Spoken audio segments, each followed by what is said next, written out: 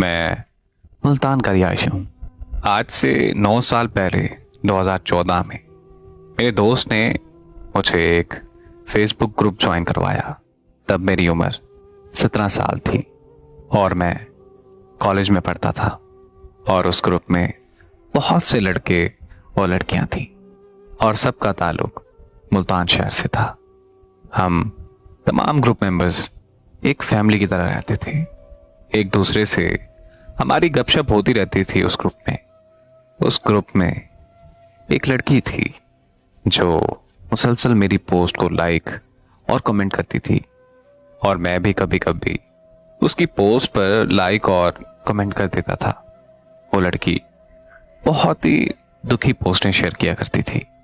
मुझे ये बिल्कुल अच्छा नहीं लगता था और मेरी उसके साथ हमदर्दी भी होती थी। एक दिन मैंने उससे दुखी होने की वजह पूछ ही ली, लेकिन उसने नहीं बताया और बात को टाल दिया। मैंने अपनी जिंदगी के बारे में सब कुछ उसे बता दिया था, लेकिन मैंने जब उसके बारे में उसे पूछा तो उसने मुझे ये जवाब दिया कि सही वक्त आने पर मैं आपको सब कुछ बता दूंगी। फिर मैंने उसका नंबर मांगा तो उसने मुझे दे दिया। अब हमारी व्हाट्सएप पर बात होना शुरू हो गई। फिर एक दिन उसके दिल में पता नहीं क्या बात आई। उसने मुझे कॉल की और मुझे बताया कि उसकी उम्र 24 साल है और वो एक प्राइवेट स्कूल में टीचिंग करती है। और सबसे बड़ा सच जिसकी वजह से मैं बहुत दुखी रहती हूँ वो ये है कि मैं शादीशुदा हूँ और अब मैंने अपने शौहर का घर छोड़ दिया है। ये बातें सुनकर मैं बहुत हैरान हुआ। फिर मैंने उससे मिलने का कहा। जब अगले दिन हम एक रेस्टोरेंट में मिले, मैंने उसे देखा तो वो बहुत प्यारी और बहुत ही मासूम लड़की थी। उसने मुझे बताया कि उसकी शादी 1 साल पहले हो गई थी।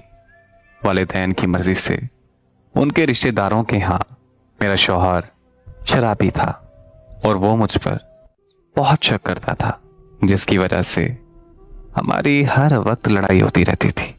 मेरा शौहर मुझे शराब पीकर बहुत मारता था। बस फिर उसी दौरान अब्बू की तबीयत खराब हो गई और मैं अपना ससुराल छोड़कर अपने वालिदैन के घर आ गई हूँ। मैं पढ़ी लिखी होने की वजह से अपने वालिदैन पर बोझ नहीं बनना चाहती, इसीलिए प्राइवेट स्कूल में टीचिंग करती हूँ। बस यही मेरी हकीकत है। मैं आपको धोखे में नहीं रखना चाहती थी, इसलिए आपको सब कुछ सच सच बता दिया। ये सुनकर मुझे उससे और भी हमदर्दी होने लगी। उसकी और मेरी उम्र में 7 साल का फर्क था। वो मेरा बहुत ख्याल रखती थी। वो मुझे हर वक्त समझाती रहती थी कि कभी जिंदगी में कोई गलत काम मत करना।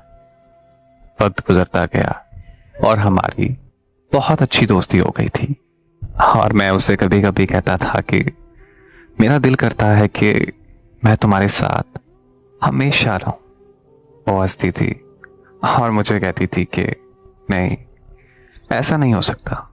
हमारी उम्रों में बहुत फर्क है, क्योंकि वो जानती थी कि हमारा माशरा ऐसे रिश्तों को कभी तस्लीम नहीं करता जिसमें लड़की बड़ी हो और लड़का कम उम्र। ये तल्ख हकीकत है हमारे माशरे की। 2 साल हो गए थे हमारे इस रिश्ते को और उसने अपने शौहर से तलाक ले ली। वक्त गुजरने के साथ साथ मैं उसे बहुत पसंद करने लगा था और उससे शादी भी करना चाहता था। वो मुझे पसंद जरूर करती थी, लेकिन उसे ये पता था कि दुनिया वाले हमारे इस रिश्ते को कभी कबूल नहीं करेंगे और जिंदगी का सारा सुकून बर्बाद कर देंगे। मैंने बहुत जिद की, यहां तक कि उसके लिए जान देने की भी कोशिश की। वो मेरा ये पागलपन देखकर मान गई और शादी के लिए राजी हो गई। मैंने अपने घर वालों को उसके घर रिश्ता भेजने का कहा। मैंने अपनी अम्मी से बात की और उसके बारे में मैंने अपनी अम्मी को सब बता दिया, लेकिन मेरी अम्मी नहीं मानी। मेरी अम्मी ने साफ साफ इनकार कर दिया और उससे दूर रहने का कहा। अम्मी ने कहा कि लोग क्या कहेंगे।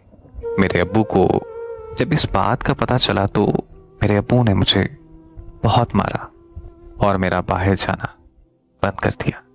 लेकिन मुझे उसकी आदत हो चुकी थी।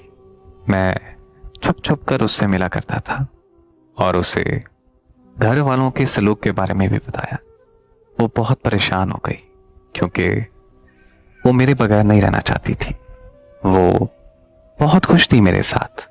और फिर मेरे घर वालों ने एक फैसला किया कि मुझे दूसरे शहर भेज दिया जाए ताकि मैं उसे भूल सकूं।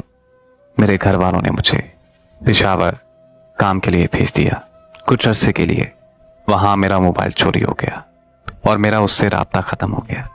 मुझे वहां बहुत काम करवाया जाता था और छुट्टी भी नहीं मिलती थी। मैंने यही सोचा हुआ था कि वो मेरा इंतजार कर रही होगी और अब जब मुल्तान जाऊंगा तो निकाह कर लूंगा उससे। आखिर 3 सालों के बाद मैं अपने घर वापस आया।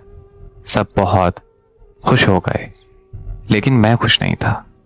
मैंने उसका पता किया लेकिन वो मुझे कहीं नहीं मिली। मजीद पता करवाने पर पता चला कि वो जहां रहते थे अब वो वहां से चले गए हैं। मैंने उसे बहुत ढूंढा लेकिन उसका कोई पता नहीं चला। अब जब कभी भी मुझे उसकी याद आती है तो दिल बहुत रोता है और मुझसे ये बर्दाश्त नहीं होता। बस अब अपना कारोबार है। अब मैं ज्यादातर वहीं मसरूफ रहता हूं।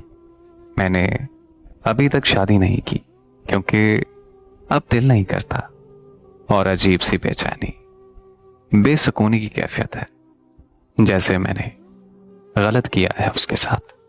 मुझे अब घर वाले अक्सर कहते रहते हैं कि शादी कर लो, लेकिन जब तक मैं उससे माफी ना मांग लूं मुझे मेरी जिंदगी में सुकून नहीं आएगा। क्योंकि मुझे एहसास होता है कि मैंने उसे छोड़ा है। बस अब अल्लाह से एक ही दुआ करता हूं कि वो जहां भी रहे हमेशा खुश रहे। और मैं अब ये उम्मीद करता हूं कि वो अपनी जिंदगी में आगे बढ़ चुकी होगी। मेरे घर वाले मेरी वजह से बहुत परेशान हैं। अब कैसे समझाऊं उन्हें कि मैं उसे कभी नहीं भूल सकता। बस अब मेरी कोशिश है कि मैं सबको खुश रखूं और शादी भी बहुत जल्द कर लूंगा अगर अल्लाह ने किसी का नसीब मेरे साथ जोड़ा है तो। क्योंकि होता वही है जो मेरा अल्लाह चाहता है और उसी में ही इंसान की बेहतरी होती है। मेरी दुआ है कि अल्लाह पाक सबके नसीब अच्छे करे। आमीन।